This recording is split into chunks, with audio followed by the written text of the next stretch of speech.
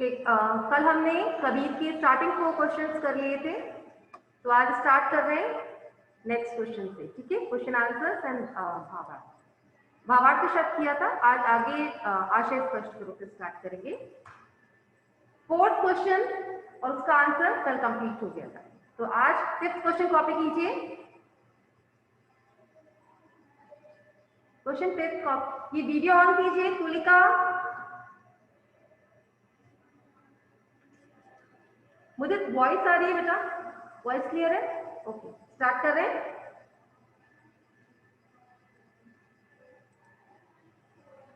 चलिए स्टार्ट कर रहे हैं। 5th क्वेश्चन कॉपी कीजिए।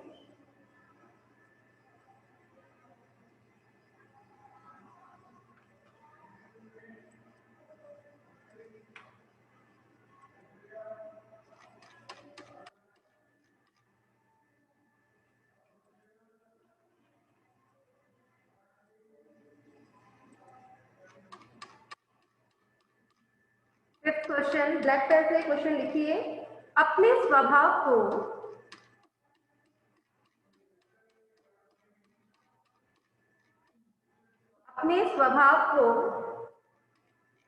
निर्मल रखने के लिए कबीर ने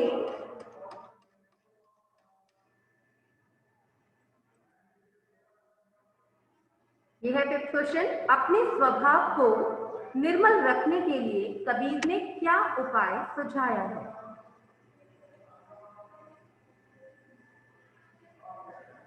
तो यहाँ पे जो उपाय, क्या रास्ता बताया उन्होंने, वो आपसे पूछ रहे हैं। तो कौन सी साखी थी जिसमें उन्होंने एक रास्ता सुझाया था? निर्मल का मतलब तो पता है ना, स्वच्छ, बिना दोष का, निर्दोष होना। तो यहाँ पे जो रास्ता उन्होंने बताया था उसके बारे में। फिर क्वेश्चन का आंसर लिखिए। कबीर ने अपने स्वभाव को, 5th क्वेश्चन का आंसर, कबीर ने अपने स्वभाव को निर्मल रखने के लिए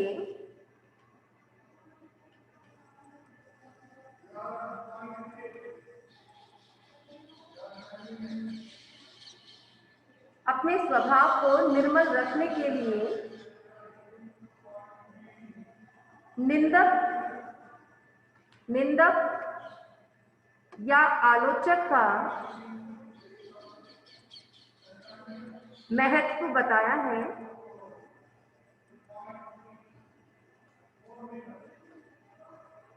निंदक या आलोचक का महत्व बताया है। 5th आंसर है ये, फर्स्ट लाइन की 5th आंसर की। कबीर ने अपने स्वभाव को निर्मल रखने के लिए निंदक या आलोचक का महत्व बताया है। ठीक है, अब आगे लिखिए इसमें। जिस प्रकार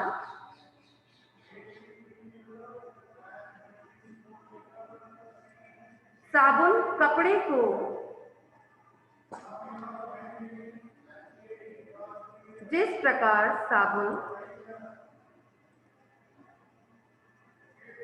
को स्वच्छ करता है,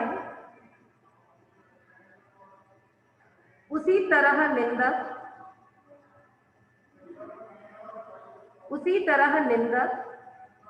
हमारी गलतियां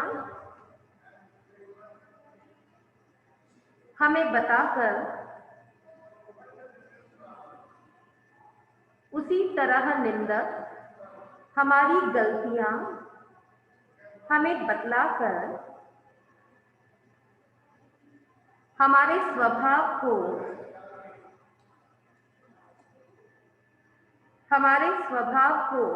स्वच्छ व निर्मल कर देते हैं।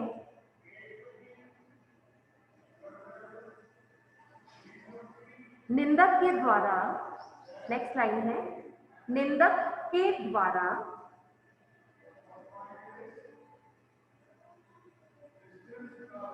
की गई निंदा से,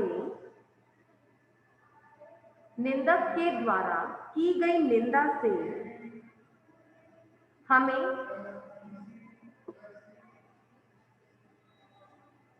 अपने स्वभाव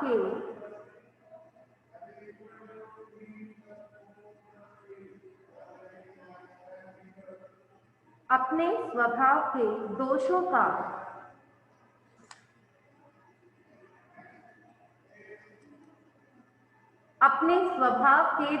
का पता चलता है।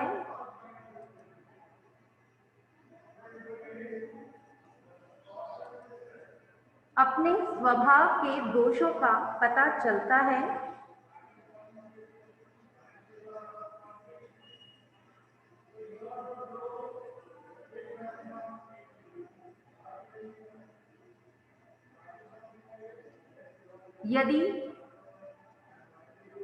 यदि हम उस निंदा मतलब बुराई, आलोचना, यदि हम उस निंदा को सकारात्मक रूप में, क्या हुआ सकारात्मक, पॉजिटिव मैनर में अगर आप एक्सेप्ट करें उसे, ठीक है, क्लियर, सकारात्मक मतलब पॉजिटिवली लेना। रिया सुन पा रहे हैं इनका क्लियर? सकारात्मक मतलब पॉजिटिव, किसी चीज को पॉजिटिव मैनर में एक्सेप्ट करना। तो यदि हम उसके द्वारा की गई निंदा को सकारात्मक रूप में लेते हैं, वर्ड लिख लेंगे या बोर्ड पे लिख दूं? सौम्या चौधरी वर्ड लिख लोगे? यदि हम उसके द्वारा की गई निंदा को सकारात्मक रूप में लें और अपनी गलतियों को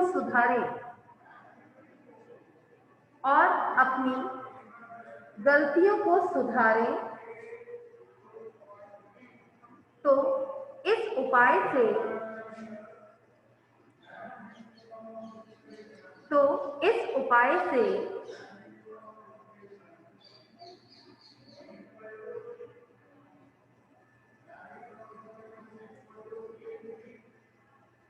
हम अपने स्वभाव को निर्मल बना पाएंगे।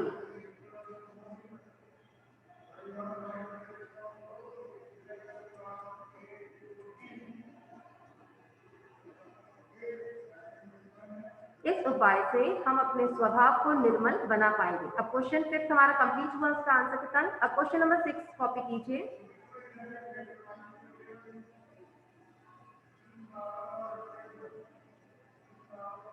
नेक्स्ट क्वेश्चन नंबर 6 कॉपी कीजिए।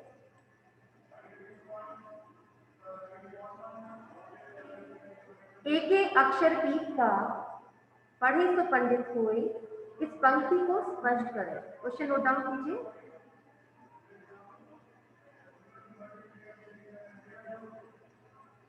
अमन राठौर वीडियो ऑन करो। अमन राठौर,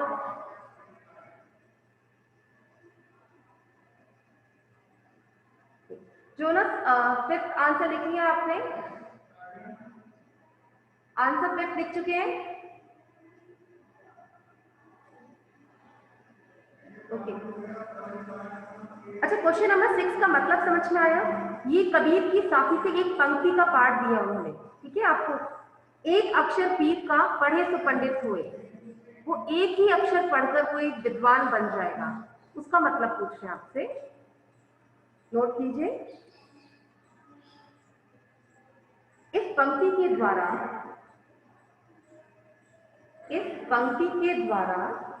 कबीर कहना चाहते हैं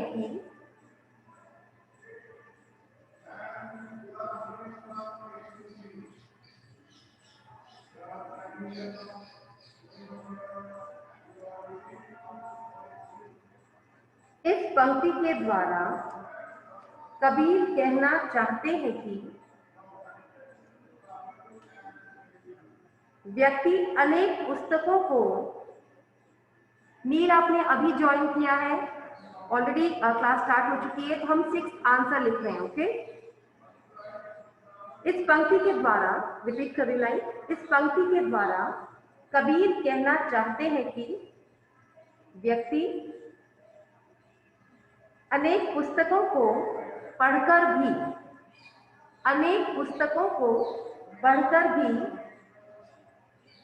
विद्वान नहीं बन सकता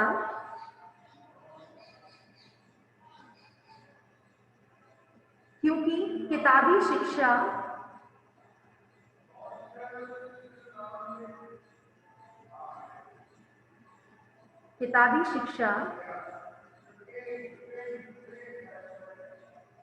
अनुभव के ज्ञान से, अनुभव एक्सपीरियंस जो आप करते हैं उससे इंपॉर्टेंट नहीं होती। तो किताबी शिक्षा अनुभव के ज्ञान से बड़ी नहीं होती। किताबी शिक्षा अनुभव के ज्ञान से बड़ी नहीं होती।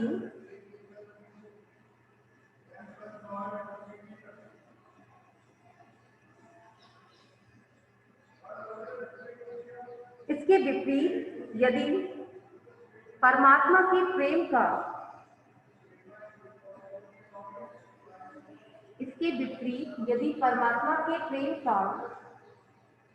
एक ही अक्षर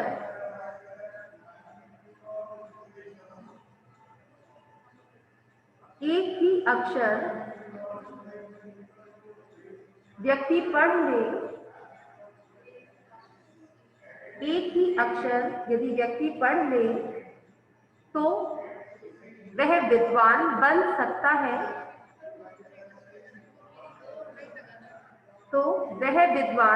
सकता है, यहाँ किताबी ज्ञान की बजाय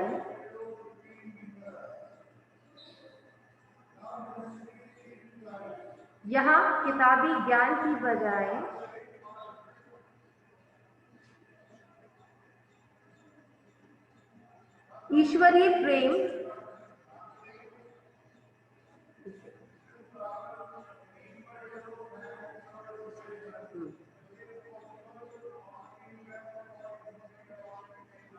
किताबी ज्ञान की बजाय ईश्वरीय प्रेम और अनुभव का महत्व बताया है। कभी भी थ्योरेटिकल नॉलेज प्रैक्टिकल नॉलेज से ज्यादा बड़ी नहीं हो सकती। कबीर ऐसा क्यों मानते हैं? क्योंकि वो स्वयं किताबी शिक्षा प्राप्त नहीं थे, जो कुछ भी सीखा अनुभव से सीखा। Okay, next question.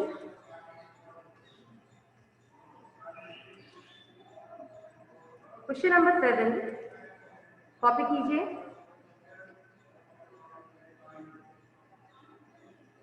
Video on कीजिए।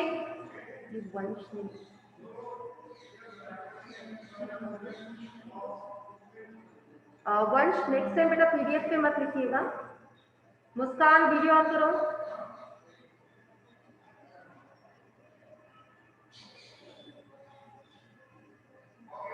ओके, क्वेश्चन नंबर 7 कबीर की उद्धृत साखियों की भाषा की विशेषता स्पष्ट कीजिए। इस वर्ड का मतलब समझना। उद्धृत मतलब होता है कहीं से लिया गया, किसी और किताब से, किसी और कहीं से अगर हम कोई लाइन या कोई चीज उठाते हैं, वहां से लेते हैं कोई चीज, तो उसे उद्धृत कहते हैं, लिया गया। ओके, तो कबीर की उद्धृत साखियां, कबीर की जो बुक है वहां से जो हमने साखी यहाँ ली गई हैं इस चैप्टर में, उनकी भी वर्ड है उद्धृत। मुश्किल नहीं है, सिंपल समझ में आ गया होगा। तो कबीर की उद्धृत साखियों की भाषा की विशेषता, ये तो हम चैप्टर की स्टार्टिंग से ही लिख रहे ना, भाषा की विशेषता पॉइंट्स जो थे। तो ये क्वेश्चन बहुत इंपॉर्टेंट है, किसी भी तरह से घूम फिर के क्वेश्चन आते हैं। ठीक है, तो लिखिए इस आंसर को, हम पॉइंट्स में लिखेंगे ये आंसर। वीडियो ऑन कीजिए। सौम्या लाहौटी वीडियो ऑफ किया आपने। Saumya Gupta,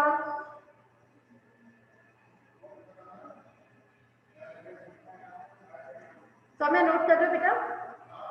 Saumya Gupta, okay. Question number 7 answer. Kabir की भाषा में निम्नलिखित विशेषताएं हैं।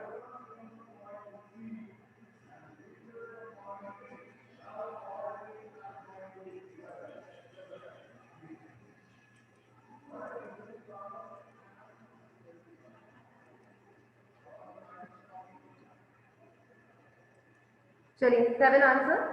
कबीर की भाषा में निम्नलिखित विशेषताएं हैं, डैश करके लिखिए। फर्स्ट पॉइंट, पचमेल खिचड़ी। ये वर्ड हमने पाठ प्रवेश में पढ़ा था। अगर बुक वहां पे है, सामने अपनी बुक रखिए। पाठ प्रवेश, फर्स्ट पैराग्राफ, लास्ट लाइन, पचमेल खिचड़ी वर्ड। प च म में एक ही मात्रा एंड ल, पचमेल। 5 डिफरेंट लैंग्वेज के वर्ड्स की मिक्सिंग को बोलते हैं पचमेल। ओके, अब डैश करके लिखिए, क्योंकि ये हेडिंग थी इसलिए इसको ब्लैक पेन से लिखिएगा, और अगर ब्लू से लिख चुके हैं तो नेक्स्ट पॉइंट से ध्यान रखना है ना। पचमेल खिचड़ी डैश करके लिखिए। कबीर की भाषा में अवधि, ये आपके पाठ प्रवेश में है, ये मैथड सामने देख सकते हैं हेल्प के लिए। पाठ प्रवेश सामने रखिए, फर्स्ट पैराग्राफ आपसे हेल्प मिलेगी। अवधि कॉमा राजस्थानी, भोजपुरी और पंजाबी भाषा के शब्दों का मिश्रण है।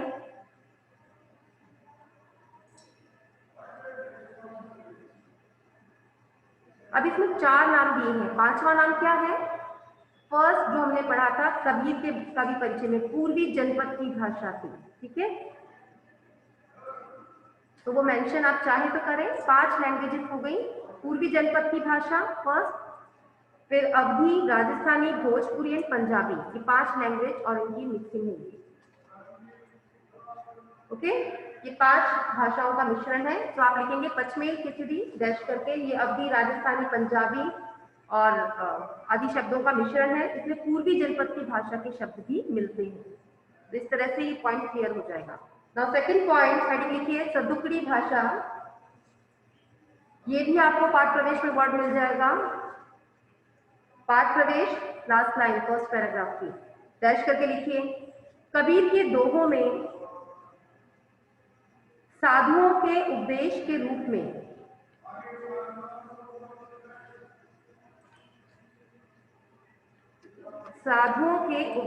रूप में लोगों को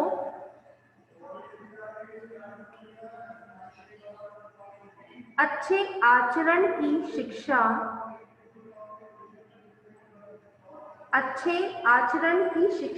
दी है।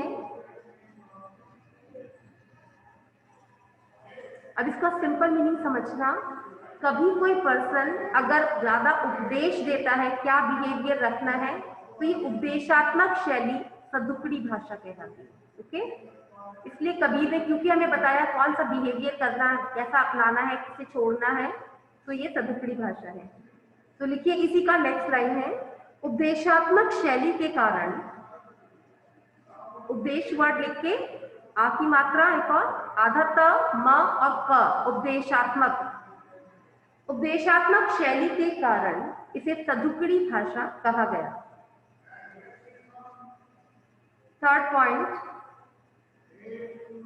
सरल व बोधगम्य। बोर्ड पे लिख दो वर्ड, सरल तो लिख लेंगे एंड बोधगम्य वर्ड। प में ओ की मात्रा, ध, ग, आधा म एंड य, बोधगम्य में इजीली समझना किसी चीज को। सरल व बोधगम्य, किसी की बात को इजीली समझ जाना बोधगम्य कहलाता है। तो थर्ड पॉइंट, सरल व बोधगम्य डैश करके लिखिए। इनके दोहों में सरल शब्दों का प्रयोग होता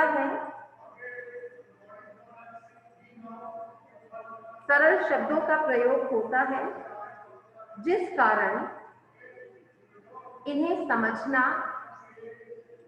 आसान है। अगर इजीली समझ सकते हैं उस चीज को तो सरल बोधगम्य।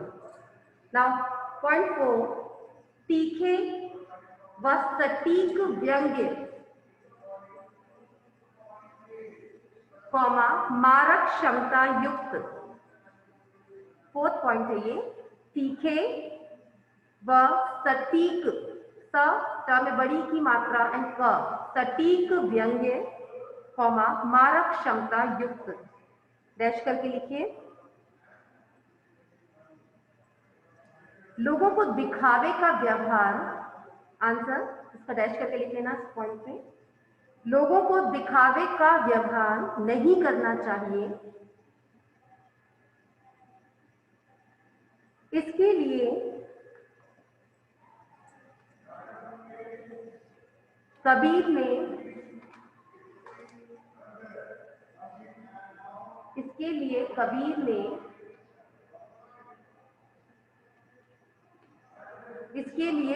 ने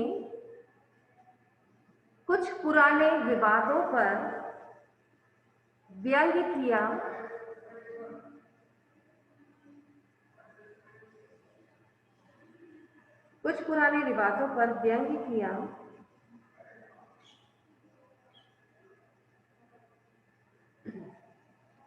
उनके सटीक और तीखे व्यंग्य व्यक्ति को प्रभावित करने की सामर्थ्य रखते हैं।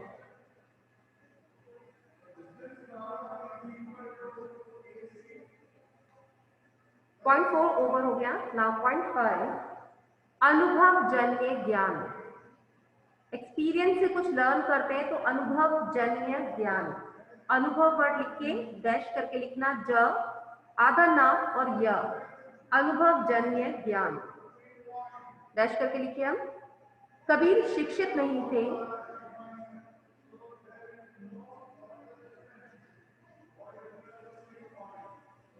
इसलिए अपने अनुभव को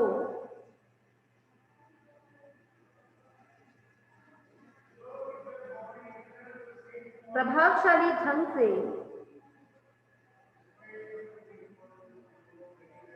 लोगों के साथ बांटा है। अपने अनुभव को प्रभावशाली ढंग से लोगों के संग बांटा है। Last point, point number 6,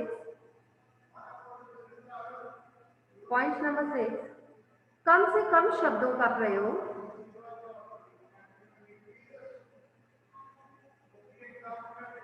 Kabir ने दोहा शैली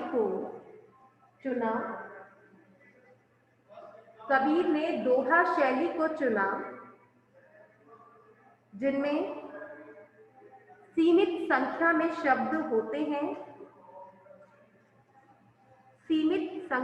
शब्द होते हैं और आप कम से कम शब्दों में बड़ी से बड़ी बात कह सकते हैं।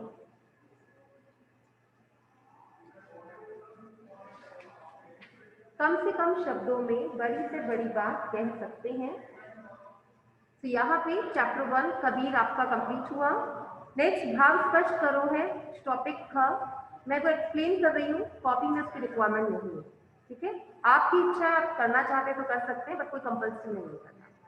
तो सुन लीजिए आप। ख में भाव स्पष्ट करो। फर्स्ट लाइन, विरह भुवंगम तन बसे मंत्र न लागे को। क्योंकि हमने हर एक साखी का भावार्थ लिख लिया है, पहले ही शेयर कर चुके हैं, तो आपको अलग से इन भावार्थ करने की रिक्वायरमेंट नहीं है।